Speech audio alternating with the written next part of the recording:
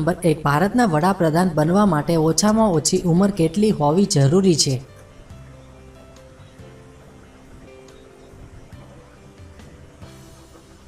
જવાબ છે 25 વર્ષ। સવાલ નંબર 2 દુનિયામાં સૌથી વધારે ગાય કયા દેશમાં જોવા મળે છે?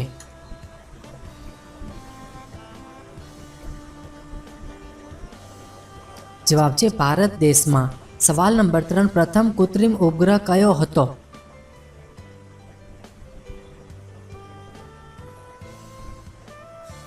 જવાબ છે સ્પુટનિક 1।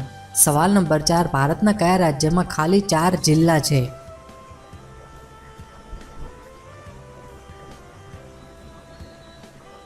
જવાબ છે સિક્કિમ રાજ્યમાં।